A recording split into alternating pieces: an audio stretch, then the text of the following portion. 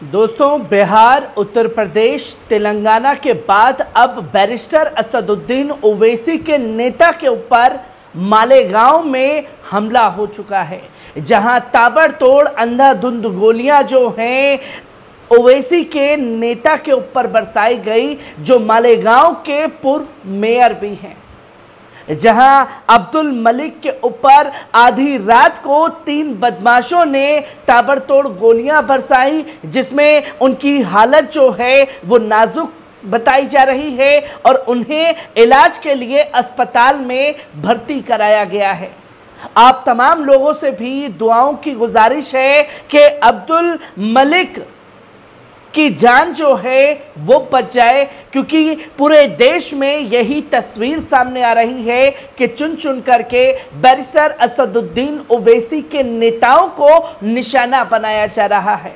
ये सिलसिला जो उत्तर प्रदेश से शुरू हुआ, जहां खुद बैरिस्टर असदुद्दीन ओवैसी के ऊपर जो है गोलियां बरसाई गई, और उत्तर प्रदेश में ही ओवैसी के चाहे पार्षद हो चाहे कोई नेता हो, उनके ऊपर ताबड़तोड़ गोलियां बरसाने का काम जो है वो किया गया।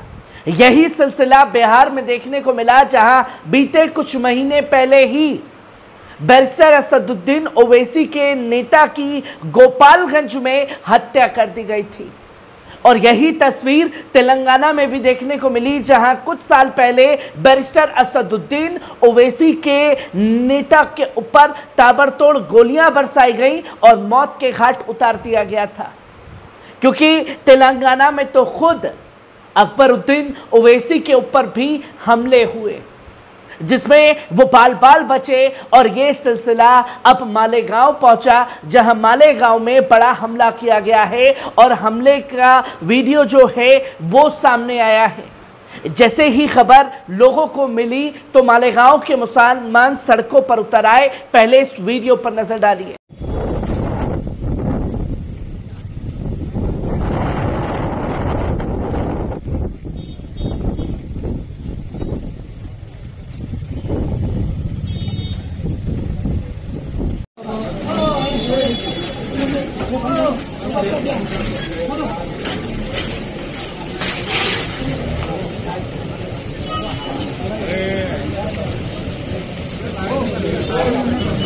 आपने देखा कि किस तरीके से निशाना जो है अब्दुल मलिक को बनाया गया, जहां गोलियां बरसाई गई। उसके बाद जो है हजारों की संख्या में लोग उस जगह पर पहुंच गए जहां इस घटना को अंजाम दिया गया।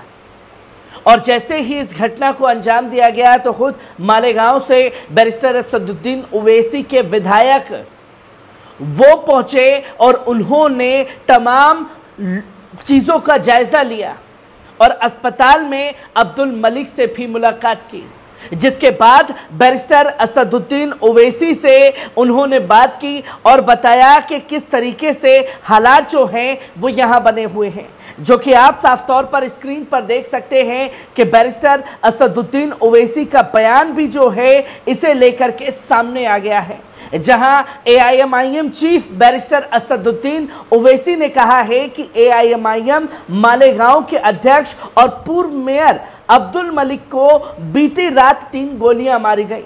उन्हें इलाज के लिए नासिक ले जाया गया है। मैंने उनके भाई डॉक्टर खालिद से बात की। हम अब्दुल मलिक के परिवार के साथ खड़े हैं और मुख्यमंत्री एकनाथ शिंदे और महाराष्ट्र डीजीपी इस पर तुरंत एक्शन ले। ये एक साजिश है और हत्यारों को जल्द से जल्द गिरफ्तार किया जाना चाहिए, क्योंकि ये सिलसिला लगातार बढ़ता जा रहा है। राजनीति में जैसे जैसे बैरिस्टर असदुद्दीन ओवैसी का कद बढ़ रहा है, वैसे वैसे उन्हें डराने के लिए, उन्हें धमकाने के लिए जब आवाम एआईएमआईएम की तरफ बढ़ रही है तो उनके नेताओं के ऊपर जो है हमले शुरू कर दिए गए, जिसकी जानकारी दी गई। और जब ये जानकारी लोगों के सामने आई तो एक हड़कंप सा मच चुका है।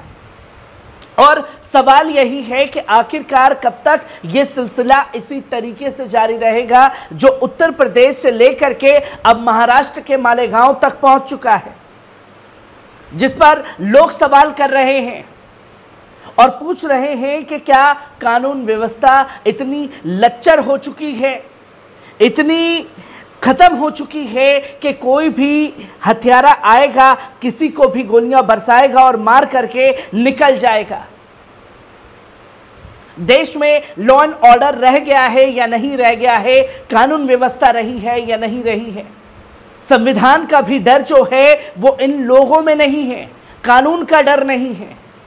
और ये बीजेपी शासित राज्य में हुआ है, जिसके एकनाथ शिंदे और तमाम गुट के नेता जो हैं महाराष्ट्र को संभाल रहे हैं और बड़े बड़े दावे, बड़े बड़े इश्तिहार चलाए जाते हैं।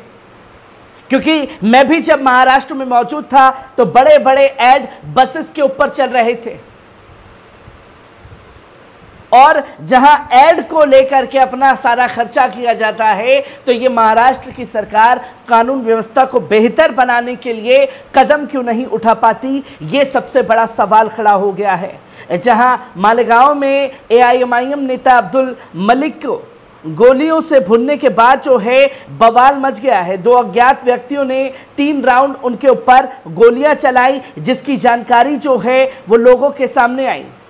जहां मालेगांव के पूर्व महापौर और एआईएमआईएम पदाधिकारी अब्दुल मलिक यूनुस शेख सोमवार तड़के महाराष्ट्र के नासिक जिले में 2 मोटरसाइकिल सवार व्यक्तियों द्वारा कथित तौर पर गोली चलाने से घायल हो गए। पुलिस ने इसकी तुरंत जानकारी दी और पुलिस ने बताया कि शेख 39 साल के हैं।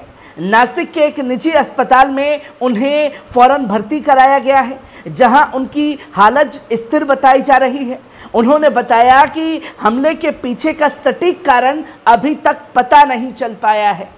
और अस्पताल में शेख से मिलने के बाद मालेगांव से ऑल इंडिया मजलिस-ए-इत्तेहादुल मुस्लिमीन के विधायक मोहम्मद इस्माइल अब्दुल खालिक ने दावा किया कि पिछले कुछ दिनों में मालेगांव में कानून व्यवस्था की स्थिति पूरी तरीके से खराब हो चुकी है।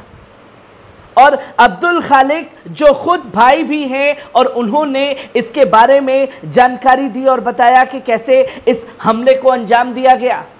जहां उन्होंने बताया कि इस मुद्दे को विधानसभा और गृह विभाग के समक्ष उठाना जरूरी है। मालेगांव शहर के एक पुलिस अधिकारी ने बताया कि यह घटना रात करीब 1:15 पर हुई, जब शेख पुराने आगरा रोड पर एक निर्माण सामग्री की दुकान के बाहर खड़ा था।